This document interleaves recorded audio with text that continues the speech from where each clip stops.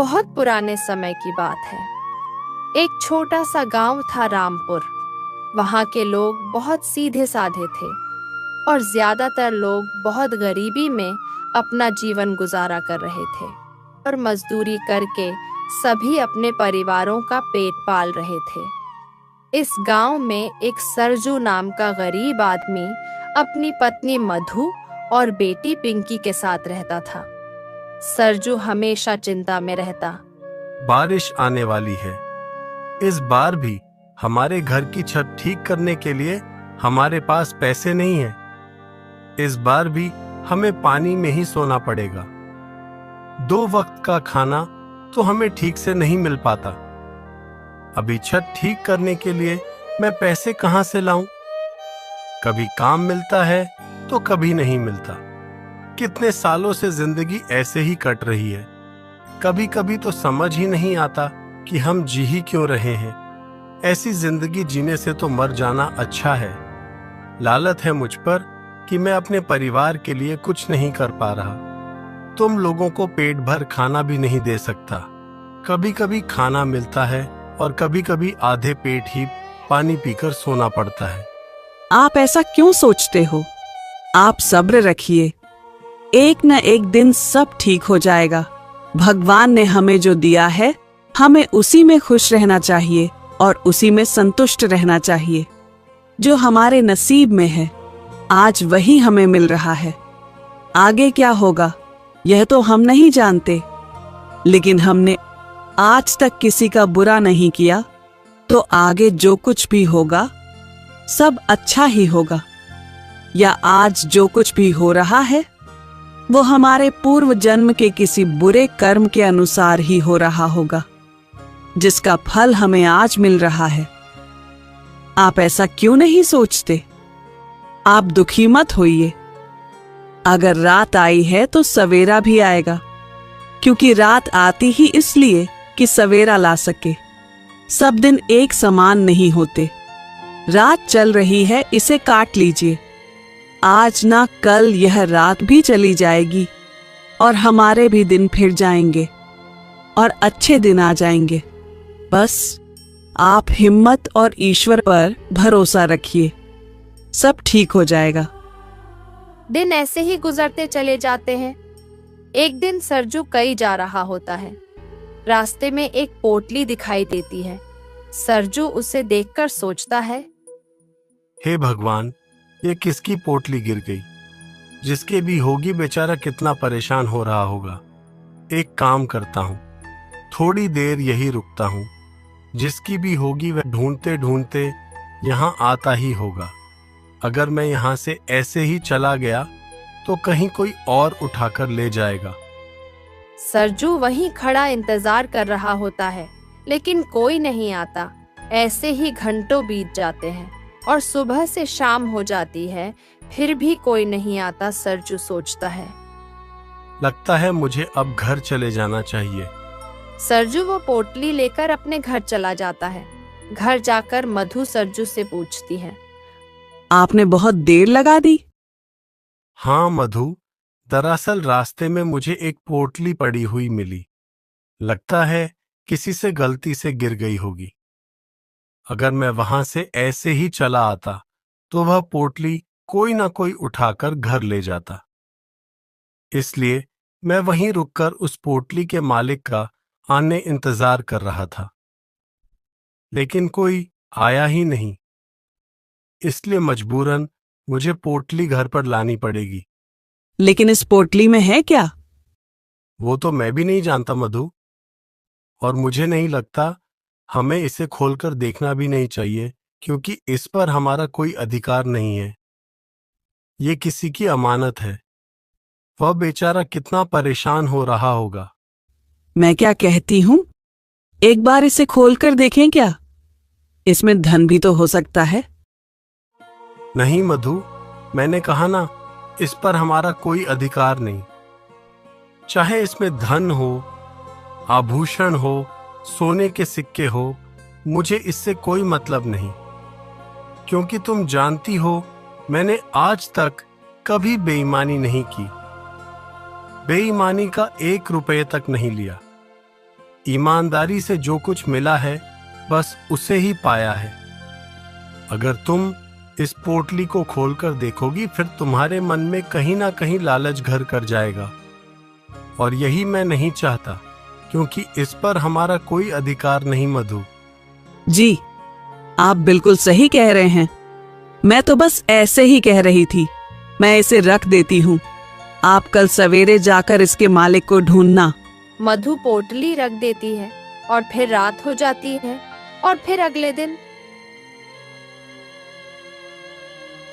एक आदमी उसी जगह पर कुछ ढूंढ रहा होता है। तभी सरजू वहां पर जाकर कहता है, आप कुछ ढूंढ रहे हैं बाबा? आपकी कोई चीज गुम हुई है क्या? हाँ बेटे, कल मैं यहाँ से गुजर रहा था। मुझसे एक पोटली गुम हो गई थी। उसमें बहुत ही कीमती चीज थी। मैं कल रात से उसे ढूंढ रहा हूँ। आप चिंता मत कीजिए, आपकी पोटली सही सलामत मेरे पास है। यह लीजिए। उस पोटली को देख आदमी खुशी से झूम उठता है और सरजू से कहता है, तुम्हारा बहुत बहुत शुक्रिया बेटे। तुमने मेरी बहुत बड़ी मदद की है। मैं तो सोच भी नहीं सकता था कि यह पोटली मुझे वापस मिलेगी। दरअसल मुझे धन की बहुत आवश्यकता थी, इसलिए मैं अपने पत्नी का कमरबंद बेचने जा रहा था और रास्ते में पोटली मुझसे गुम हो गई थी। मैं तो बहुत परेशान हो गया था। रात भर मुझे नींद नहीं आई, लेकिन शुक्र है भगवान का जो ये पोटली तुम्हें मिली। सच में तुम बहुत ईमानदार हो। तुम्हारे जितना ईमानदार आदमी मैंने आज तक नहीं देखा। तुम्हारी जगह पर कोई और होता तो शायद मुझे ये पोटली वापस नहीं करता। तुम मेरे लिए साक्षात भगवान बनकर आए हो बेटा। अरे बाबा, धन्यवाद की कोई बात नहीं है। मैंने सिर्फ वही किया है जो मुझे करना चाहिए था। बेईमानी का धन मैंने आज तक नहीं लिया और ना ही आज तक किसी से झूठ बोला, क्योंकि बाबा एक न एक दिन तो हमें मरना ही है, और जब मैं मरूंगा तब मैं ईश्वर के सामने क्या मुंह लेकर जाऊंगा। बिल्कुल सच कह रहे हो बेटा। तुम्हारा बहुत बहुत धन्यवाद। अब मैं चलता हूँ। सरजू बहुत ही ईमानदार और नेक दिल आदमी था और भगवान श्री कृष्ण का बहुत बड़ा भक्त था। वह जब भी दुखी होता भगवान के सामने जाकर बैठ जाता। भगवान कृष्ण पर उसकी अटूट श्रद्धा और विश्वास था। वह रोज कृष्ण से बातें करता और अपनी दुख तकलीफ उन्हें बताता। उसे विश्वास था कि एक न एक दिन भगवान कृष्ण उसकी जरूर सुनेंगे। लोग उसे भगवान से बातें करते सुन उसका मजाक उड़ाते थे। अरे देखो, ये पगलेट सरजू पत्थर की मूरत से बात करता है। अरे पागल सरजू, अगर भगवान तुम्हारी सुनते तो तुम्हारी हालत आज कुछ और होती। अपनी हालत तो देखो। बड़े आए भगवान से बातें करने वाले, इस मूरत से बात करते हो। अरे ये तो पत्थर है, ये क्या तुम्हारी बातें सुनेंगे? अगर सुनते तो तुम्हारे पास आज सब कुछ होता। ये सब पागल वाली हरकत है। सरजू उनकी बातों पर ध्यान नहीं देता था और वहां से चला जाता था। कुछ दिन गुजर जाते हैं। एक दिन मधु सरजू से कहती है, सुनिए जी, घर में आटा तो बिल्कुल खत्म हो गया है। खाने के लिए कुछ भी नहीं बचा है। आज तो हमें भूख ही सोना पड़ेगा। तभी पिंकी आकर कहती है, माँ, मुझे बहुत तेज भूख लगी है। कुछ खाने को दो ना। मेरे पेट में आवाज आ रही है। जल्दी खाने को दो माँ। पिंकी की बातें सुन मधु के आंख में आंसू आ गए। उसने अपने पति की और बेबसी से देखा। सरजू अंदर से टूट चुका था। फिर भी हिम्मत करके वह अपनी बेटी को बोला, पिंकी बेटा, थोड़ी देर खेलो, बस थोड़ा सा इंतजार कर लो। मैं अभी जाकर कुछ खाने को लेकर आता हूँ। ठीक है बापू, लेकिन जल्दी आ जाना। मुझे बहुत तेज भूख लगी है। ऐसा कहकर पिंकी वहां से चली जाती है और सरजू मधु से कहता है, तुम चिंता मत करो मधु, मैं कहीं ना कहीं काम देखता हूँ और शाम को आते आते आटा जरूर लेकर आऊंगा। तुम तब तक पिंकी का ख्याल रखना और उसे कोई ना कोई बहाना बना देना। मैं जल्दी ही आ जाऊंगा। ऐसा कहकर सरजू घर से निकल पड़ा।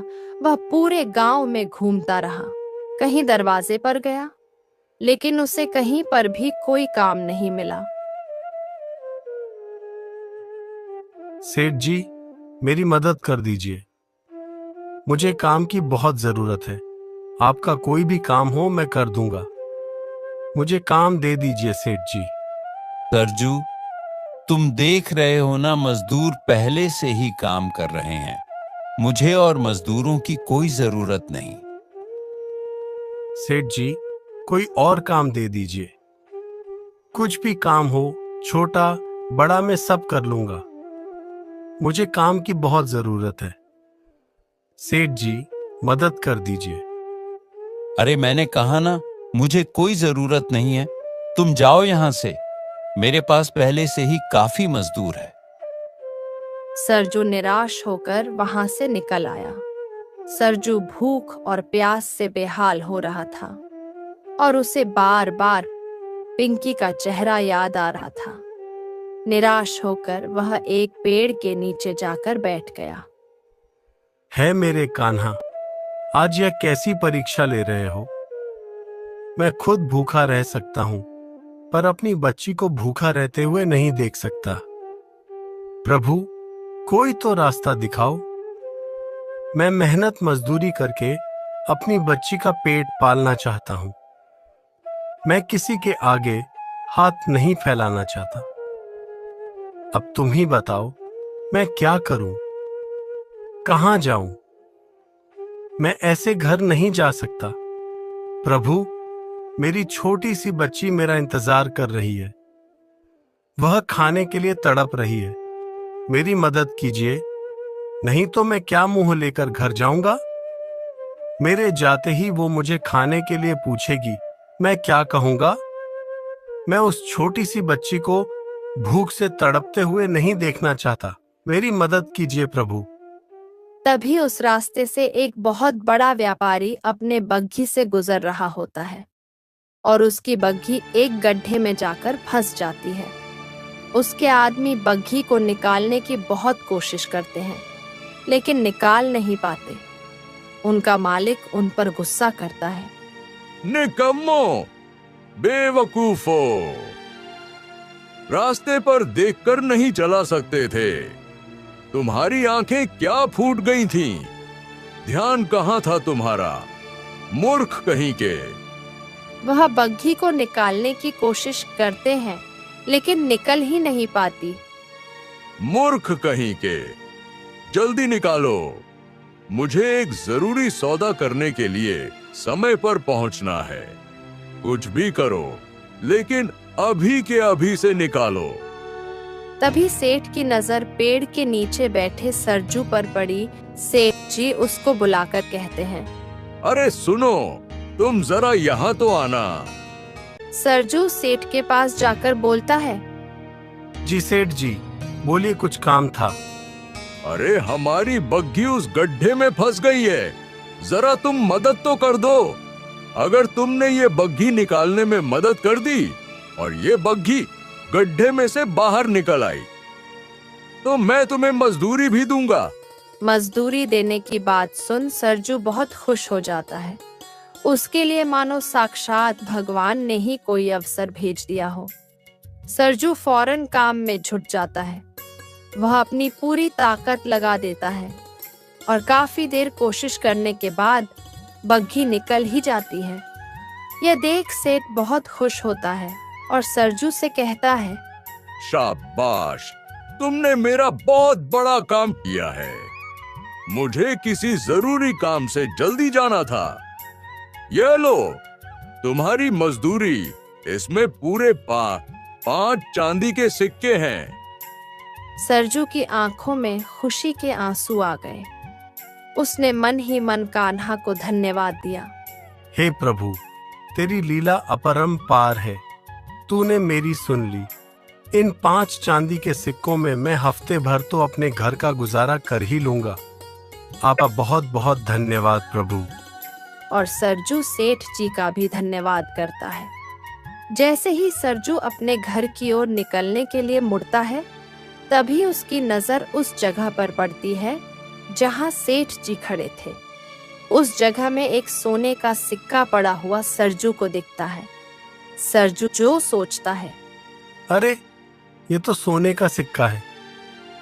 मुझे लगता है शायद जब सेठ जी मुझे चांदी के सिक्के दे रहे थे, तभी उनके ही पास के सोने के सिक्कों में से यह सिक्का गिर गया होगा। क्या करूं? ये सोने का सिक्का अपने पास रख लूं क्या? किसी को कुछ पता भी नहीं चलेगा।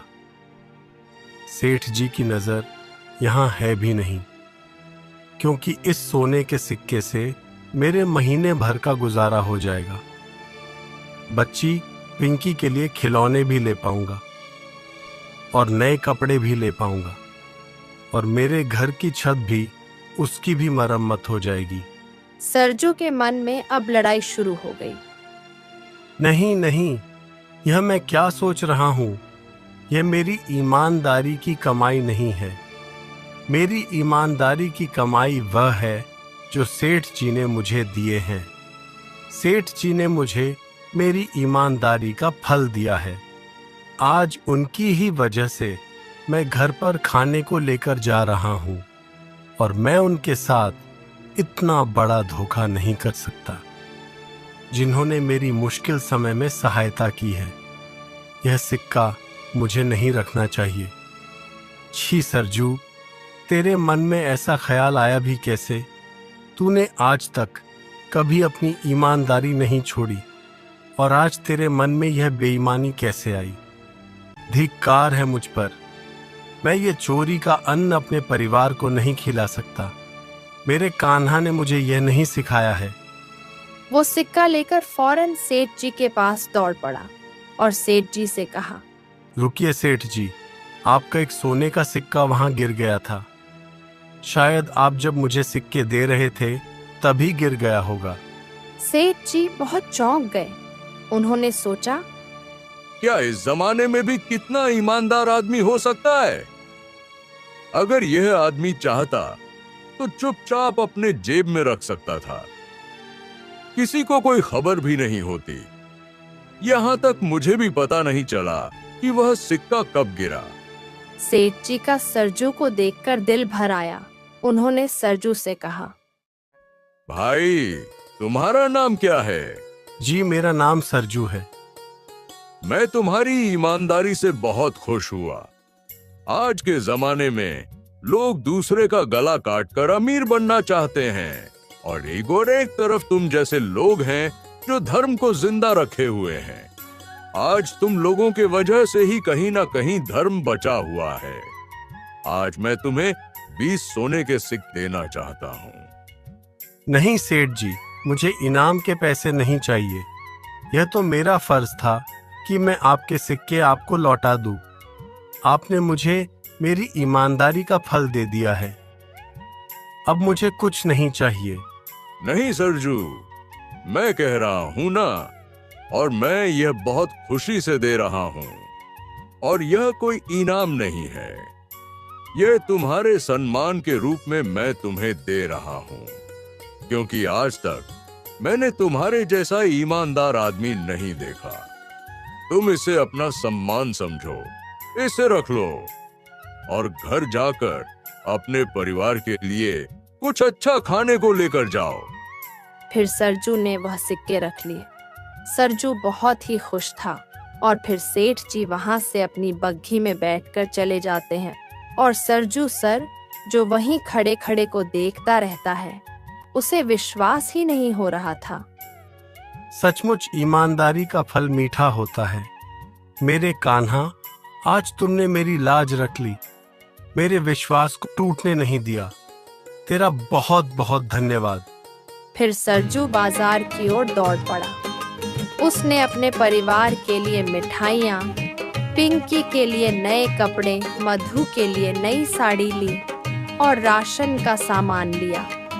और यह सब लेकर जब घर पहुंचा तब इतना सब सामान देखकर पिंकी खुशी से झूम उठी और मधु सोच में पड़ गई और चिंता से पूछा, इतना सारा सामान, मिठाइयाँ, कपड़े, यह सब क्या है?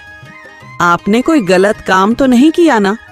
इन सब के लिए आपके पास पैसे कहाँ से आए?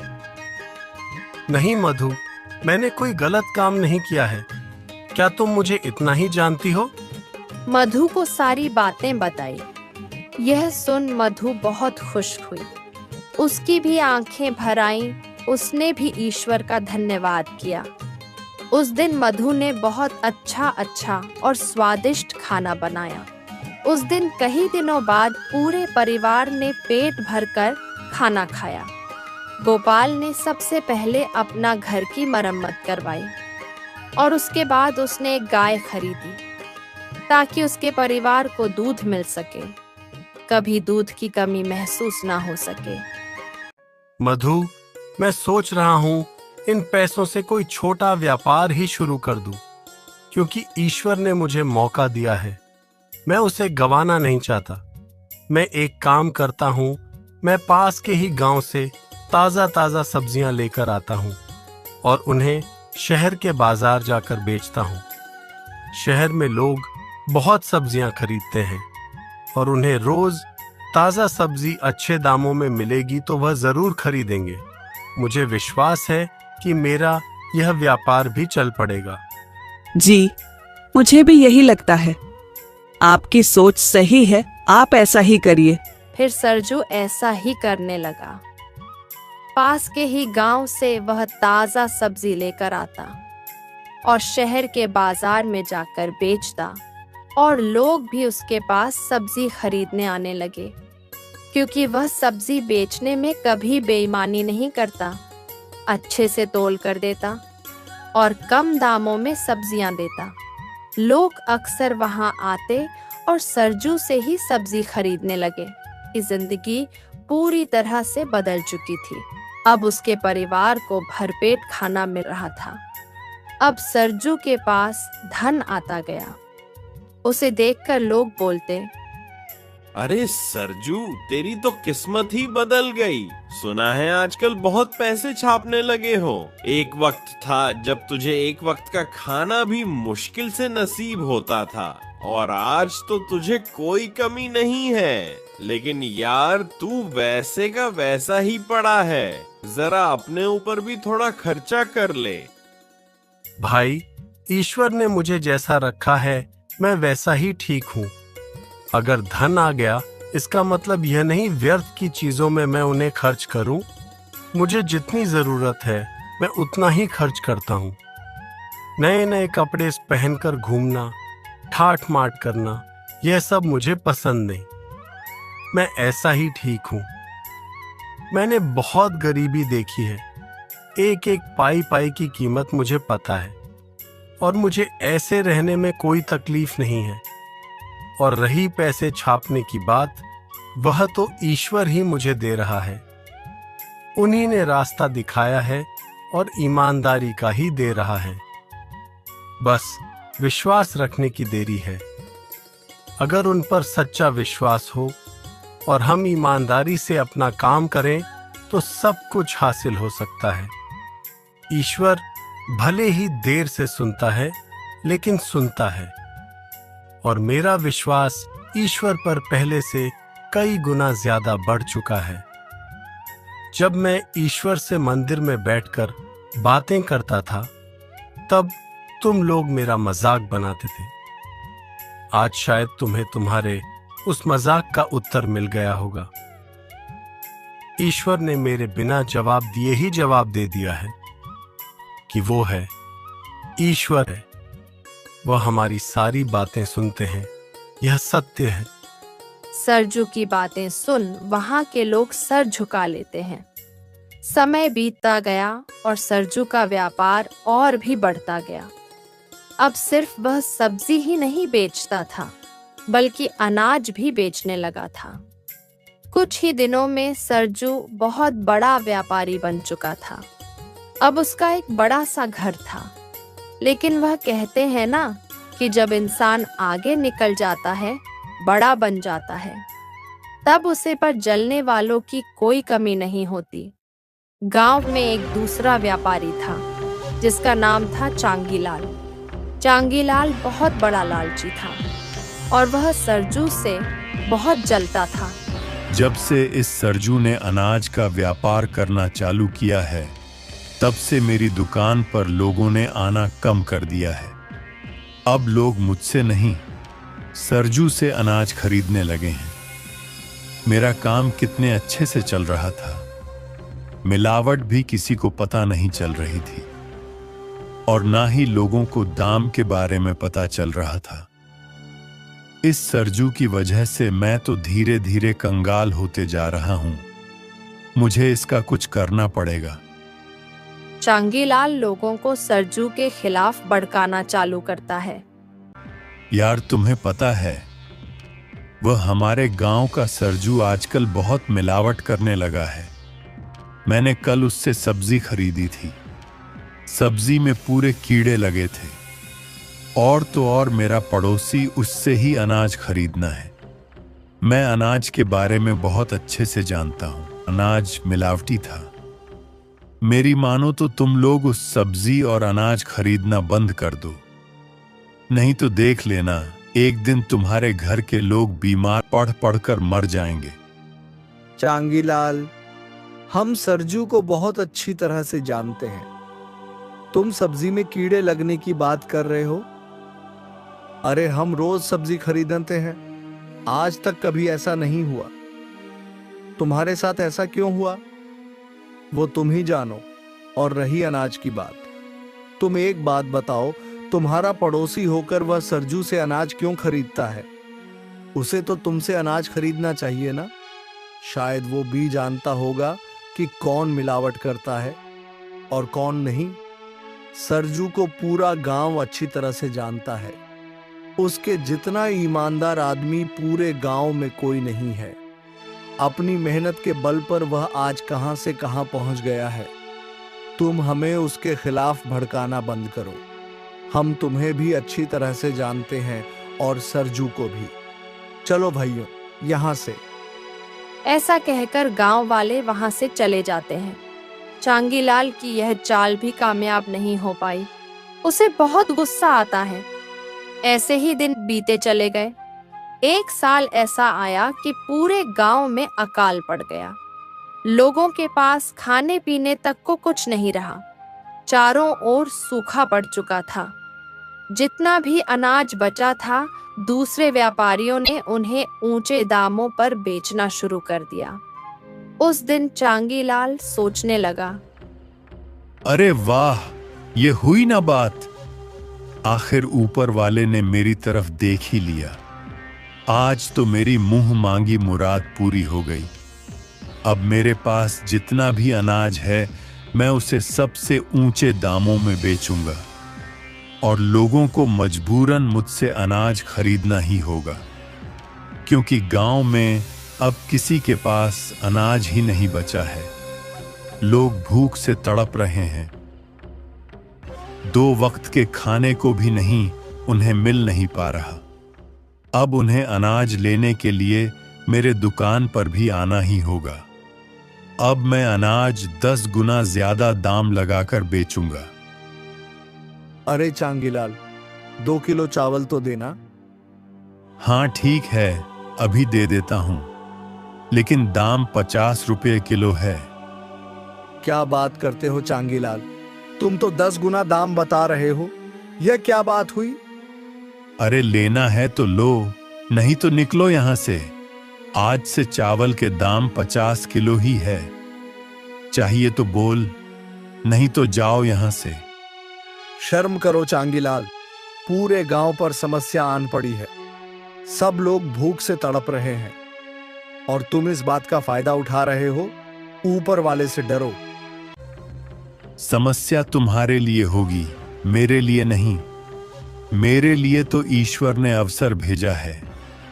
मैं उसे अवसर का फायदा नहीं उठाऊंगा तो तुम्हारी तरह भूख से मर जाऊंगा। और भूख से मरना मेरे नसीब में नहीं, तुम्हारे नसीब में है। अगर पैसे हैं तो बोलो, वरना जाओ भूख से मरो। मुझे कोई फर्क नहीं पड़ता। यह बात सरजू तक पहुंचती है। सरजू मधु से कहता है, मधु, मुझे लगता है हमने जो अनाज इकट्ठा करके रखा था उसकी अब जरूरत आन पड़ी है। यह अच्छा अवसर है। अगर हम वह अनाज बेचेंगे तो हमें अच्छे खासे पैसे मिलेंगे। लेकिन मधु, मैं यह सोच रहा था कि इस बार तो लोगों के पास पैसे ही नहीं है। बेचारे भूख से बेहाल हैं। क्या इस वक्त पैसों के बारे में सोचना सही होगा? आप तो जानते ही हैं कि यह धन दौलत हमें ऊपर वाले ने दिया है। अगर हम उस ऊपर वाले के ही इंसान के काम ना सके तो क्या फायदा इतने धन दौलत का। आपको जैसा ठीक लगे आप वैसा ही कीजिए। मैं हर निर्णय में आपके साथ हूँ। पत्नी के ऐसा बोलने से सरजू को हिम्मत मिल गई और सरजू ने निर्णय लिया कि वह गांव में मुफ्त में अनाज बांटेगा। उसने पूरे गांव में डिंडोरा पिटवाया कि जिसके घर में खाने को कुछ नहीं है वह जाकर सरजू के घर से मुफ्त अनाज लेकर जाए। सारे गांव में यह बात फैल गई और सभी लोग खुशी खुशी सरजू के पास अनाज लेने के लिए जाने लगे। यह बात जब चांगीलाल को पता चली तो वह बहुत गुस्सा होकर सरजू के पास आया और बोला, अरे मूर्ख सरजू, ये तू यह क्या कर रहा है? ये व्यापार करने का समय है, दान पुण्य करने का नहीं। तूने सारा अनाज मुफ्त में लुटा दिया। अब जब अकाल और लंबा खींचेगा तब तू तेरे परिवार को क्या खिलाएगा? तुम भीख मांगोगे, क्योंकि तूने अपना सारा अनाज तो लुटा दिया है। तू जैसा मूर्ख आदमी मैंने अपनी जिंदगी में नहीं देखा। चांगीलाल भाई, मेरा और मेरे बच्चों का पेट पालने वाला मेरा कान्हा है। उसने आज तक मुझे भूख नहीं सुलाया, तो आगे भी नहीं सुलाएगा। यह लोग जो भूख से तड़प रहे हैं, इनमें भी तो इस कान्हा का रूप है। उनकी सेवा ही मेरे कान्हा की सच्ची पूजा है और मुझे उनकी सेवा करने का अवसर प्राप्त हुआ है। मैं इसे कैसे खो सकता हूँ? आज लोगों पर बुरा समय आया है और मेरे पास अनाज था। आज मैं इन लोगों की मदद नहीं करता तो यह भूख से तड़प तड़प कर मर जाते। मैं तो कहता हूँ चांगीलाल, तुम्हें भी यही करना चाहिए। तुम्हारे पास भी तो बहुत अनाज है। कुछ दिनों तक लोगों की सेवा कर लो। पैसों की चिंता मत करो। एक दिन ऊपर वाला तुम्हें इतना देगा कि तुम सोच भी नहीं सकोगे। लेकिन अब जरूरत के समय लोगों की मदद कर दो। बुराई की भावना अपने मन से निकाल दो। इस वक्त लोगों को अनाज की बहुत जरूरत है। मैं तो कहता हूं तुम भी मेरा साथ दो। चुप कर। अपनी ज्ञान की बातें अपने पास ही रख। पैसों से पेट भरता है, ज्ञान से नहीं, समझा? तू पूरे गांव को उल्लू बना रहा है। मुझे मत बना। यह सब बातें सिर्फ कहने के लिए और सुनने के लिए ही अच्छी लगती है। यहां अच्छी अच्छी बातें करने से पेट नहीं भरता और तुझे यह बात एक दिन जरूर समझ आएगी, जब अकाल और भी बड़ा विकराल रूप लेगा। तू और तेरे पूरा परिवार भीख मांगेगा। तब तुझे समझ में आएगा कि तूने मुफ्त में लोगों में अनाज बांटकर कितनी बड़ी गलती की है। तब तेरा कान्हा तुझे खाना खिलाने नहीं आने वाला, तुझे भूख से तड़पना होगा। मैं भी देखता हूं कौन आता है तेरी मदद करने, और तू इस पागलपन में मुझे शामिल करना चाहता है। बिल्कुल भी नहीं। तेरी इस बेवकूफी में मैं तुम्हारा साथ कभी नहीं दूंगा। ऐसा कहकर चांगीलाल वहां से चला जाता है। सरजू के अनाज बांटने की बात एक दिन उस व्यापारी के पास पहुंच जाती है जिस व्यापारी के सरजू ने मदद की थी, और उस व्यापारी ने सरजू को सोने के सिक्के भी दिए थे। वह व्यापारी यह सुन बहुत खुश होता है और सरजू से मिलने उसके घर आता है। अरे मालिक, आप और मेरे घर, आप यहाँ कैसे आए? मैं बता भी नहीं सकता आपको देखकर मुझे कितनी खुशी हो रही है, क्योंकि आज मैं जो कुछ भी हूँ आपकी वजह से हूँ। उस दिन आपने मुझे जो सिक्के दिए थे, उसी की मदद से मैं यह सब कुछ कर पाया हूँ। सरजू, आज हर कोई तुम्हारी तारीफ करते थक नहीं रहा। तुमने सचमुच बहुत बड़ा काम किया है। आज ऐसा समय आया है कि लोग भूखमरी से मर रहे हैं और कुछ लोग इस बात का फायदा उठाकर पैसों में खेल रहे हैं। 10 गुना दाम लगाकर अनाज बेच रहे हैं और तुमने इस बारे में ना सोचकर लोगों की मदद करनी चाहिए। तुम्हारी यह बात मुझे बहुत अच्छी लगी। सचमुच यह सिर्फ तुम ही कर सकते हो सरजू। अगर तुम ये कर सकते हो तो मैं भी तुम्हारे इस अच्छाई में साथ देना चाहता हूँ। मेरे पास भी मेरे गोदाम में बहुत सारा अनाज पड़ा हुआ है। मैं वह सारा अनाज तुम्हें देता हूँ। तुम सारे लोगों में बराबर वह अनाज बांट दो। यह सब तुम्हारे देखरेख में होगा तो मैं भी निश्चित रहूंगा। मुझे तुम पर पूरा भरोसा है। सरजू ये बातें सुनकर बहुत खुश होता है और लोगों में अनाज बांट देता है। धीरे धीरे लोगों में भूखमरी की समस्या और अकाल की समस्या कम होने लगती है और एक दिन चांगीलाल के गोदाम में आग लग जाती है। हे भगवान, यह क्या हो गया? मैंने क्या सोचा था कि इस अनाज से बहुत सारे पैसे कमा लूंगा। सब कुछ कितना अच्छे से चल रहा था। 10 गुना दाम में अनाज बेच रहा था। पहले तो यह सरजू बीच में आया।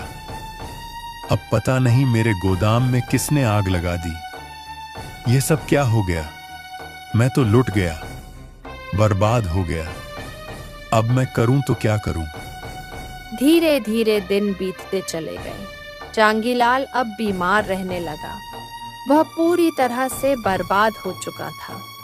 उसके पास अब खाने पीने तो को कुछ नहीं बचा था।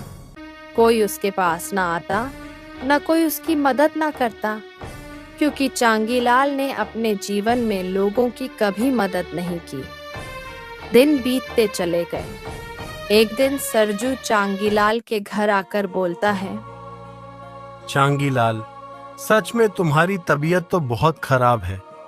मैं तुम्हारे लिए कुछ अनाज लेकर आया हूँ, उसे रख लो। और हाँ, मैंने वेद जी को भी बुलाया है, वह तुम्हारा इलाज करेंगे। चांगीलाल, तुम चिंता मत करो, तुम जल्दी ठीक हो जाओगे। सरजू की ये सारी बातें सुन चांगीलाल की आंखें भर आती हैं। वह सरजू से कहता है, मुझे माफ कर दो सरजू। सचमुच तुम बहुत महान हो। मैं हमेशा तुम्हारे बारे में गलत सोचता, हमेशा तुम्हें बर्बाद करने के लिए नई नई चाल चली।